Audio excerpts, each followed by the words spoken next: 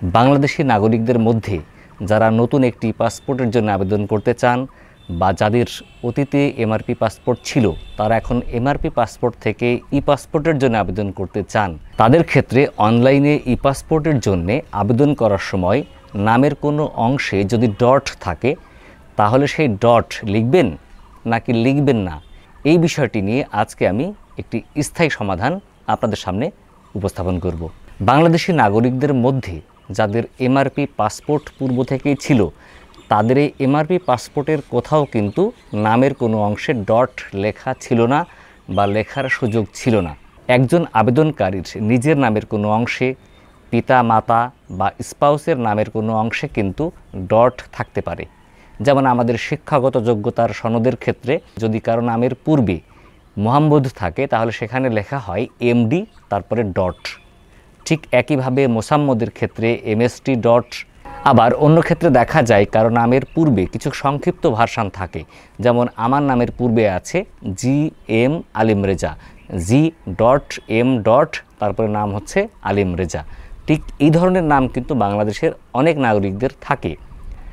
আবার দেখা যায় যে পিতা মাতা বা স্ত্রী বা স্বামীর নামের ক্ষেত্রেও কিন্তু এই ধরনের কোনো অংশে ডট থাকে। আমাদের সকল শিক্ষাগত যোগ্যতার সনদ, হাতের লেখা জন্ম সনদ বা এনআইডি কার্ডে যে সমস্ত শব্দের অংশে ডট আছে সে সমস্ত অংশে কিন্তু এই ডট দেখা যায়, দৃশ্যমান হয়। আমরা যখন অনলাইন থেকে এমআরপি পাসপোর্টের জন্য আবেদন করতাম তখন যদি আমরা ডট দিতাম তাহলে ডট নিত না, অটোমেটিক ল্যাপস হয়ে যেত, ফলে লেখার অপশানটা ছিল না। যারা হাতে লিখে আমরা পাসপোর্টের জন্য আবেদন করেছি ফর্ম ফিল আপ করে, তারা যদি ডট দিয়েও থাকি তাহলে কিন্তু পাসপোর্ট অফিস যখন ফর্মটা ফিল আপ করেছে তখন আর ডট দেয়নি বা নেয়নি, ফলে তারা ডট ছাড়াই পাসপোর্ট পেয়েছে।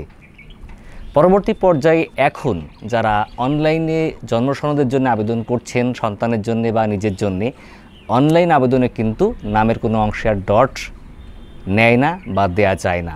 ফলে এখন যারা আপনারা অনলাইন থেকে জন্ম সনদ পাবেন তারা ডট ছাড়াই পাবেন। কিন্তু অতীতে যাদের এমআরপি পাসপোর্ট ছিল আর এখন এনআইডি কার্ড বা অন্য কোনো সাপোর্টিং ডকুমেন্টস, এই দুটোতে যদি নামের পার্থক্যের অংশে শুধুমাত্র ডটের পার্থক্য হয় তাহলে আপনাদের আর বিচলিত হওয়ার কিছু নেই। আপনারা যখন অনলাইনে ই পাসপোর্টের জন্য আবেদন করবেন তখন নামের কোনো অংশে যদি ডট থাকে তাহলে ডট উল্লেখ করবেন না। এ বিষয়ে সাম্প্রতিক সময়ে আমার একটি প্র্যাকটিক্যাল অভিজ্ঞতা হয়েছে। সেটা হচ্ছে আমি কিছুদিন আগে এমআরপি থেকে ই পাসপোর্ট করার জন্য আবেদন করেছিলাম অনলাইনে। আবেদন করার সময় আমি আমার নাম, পিতা মাতা বা স্ত্রীর নামের ক্ষেত্রে যেখানে যেখানে ডট আছে সেই ডট দিয়ে আবেদন করেছিলাম। আমি আগেই বলেছি এমআরপি পাসপোর্টের আবেদন যদি অনলাইনে করা হয় তাহলে কিন্তু ডট নেয় না, অটোমেটিক ল্যাপস হয়ে যায়। কিন্তু যখন আপনি ই পাসপোর্টের জন্য অনলাইনে আবেদন করবেন তখন কিন্তু ডট দেওয়া যায়, ডট নেয়। তো ফলে আমার নাম হচ্ছে জি এম আলিম রেজা, জি এর পরে ডট আছে, এম এর পরে ডট আছে। পিতার নাম, মাতার নাম এবং স্পাউসের নামের ক্ষেত্রেও কোনো কোনো অংশে ডট আছে। ফলে আমি কি করলাম, যেহেতু আমার সমস্ত কাগজপত্র এনআইডির মতো করতে হবে, আমার পাসপোর্টটা এনআইডির মতো করতে হবে, তাই যেহেতু এনআইডিতে ডট আছে, আমার শিক্ষাগত যোগ্যতার সনদে ডট আছে, তাই ই পাসপোর্ট আবেদনও ডট দিলাম। এবং ডট থাকা অবস্থায় আমার অনলাইনে আবেদনপত্রটি সাবমিট হয়ে গেল। আমি সাবমিট কপি প্রিন্ট দিলাম এবং সেই প্রিন্টের ভার্সানটা হচ্ছে আপনারা দেখতে পাচ্ছেন মনিটরে, এখানে কিন্তু ডট আছে। যখন আমি সমস্ত কাগজপত্র নিয়ে আমার আঞ্চলিক পাসপোর্ট অফিসে আবেদনপত্র জমা দিতে গেলাম, তারা আমার আবেদনপত্রটি দেখে বলল আবেদনপত্রটি গ্রহণ করা যাবে না, কারণ আবেদনপত্রে ভুল আছে। আমি বললাম কি ভুল আছে, কোথায় আমার ভুল? তখন তারা স্পেসিফিকভাবে বললেন যে আমার নাম, পিতামাতা এবং স্ত্রীর নামের যে ডটগুলো দিয়েছেন এই ডটগুলো দেওয়া যাবে না, দিলে আবেদনপত্র গ্রহণ হবে না এবং আপনি পাসপোর্ট পাবেন না। তাহলে সমাধান কি? সমাধান হচ্ছে আপনার আবেদনপত্রটা বাতিল করতে হবে।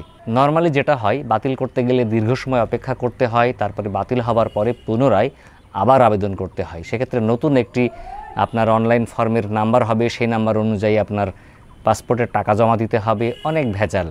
তো আমি বললাম যে আপনারা কি সমাধান করতে পারবেন? তখন পাসপোর্ট অফিস থেকে আমাকে বলা হলো যে আপনি একটি আবেদন করুন আমাদের বরাবরে, দরখাস্ত লিখুন যেখানে বক্তব্যে থাকবে যে আপনি আপনার এই পাসপোর্ট আবেদনটি সংশোধন বা বাতিল করতে চাচ্ছেন। তো এখানে দুইভাবে করা যায় আবেদনপত্রটা, একটা হচ্ছে বাতিল করার জন্য আবেদন, আরেকটি হচ্ছে সংশোধন করার জন্য আবেদন। আপনি যদি বাতিল করতে চান তাহলে পাসপোর্ট অফিস আপনার আবেদনপত্রের পরিপ্রেক্ষিতে বাতিল করে দিবেন।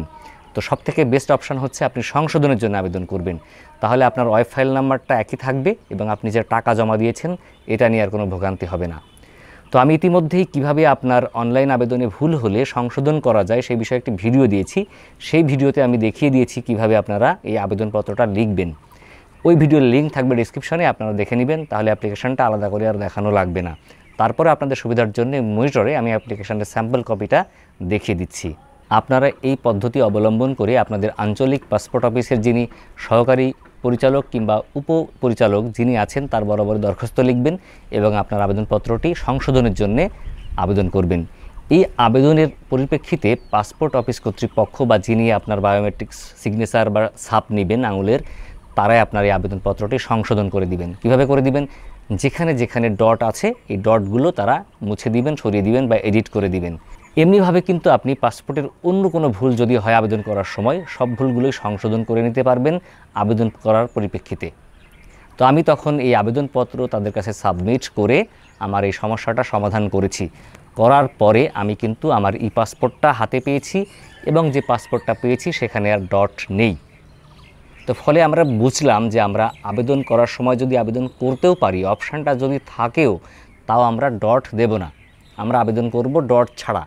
আপনার নামের পিতামাতা বা স্পাউস নামের কোথাও যদি নামের কোনো অংশে যদি ডট থাকে তাহলে ডট ছাড়া আবেদন করবেন, না হলে আমার মতো ভোগান্তিতে পড়তে হবে, আপনার আবেদনপত্র বাতিল করে পুনরায় আবেদন করতে হবে কিংবা সংশোধনের জন্য আবেদন করতে হবে।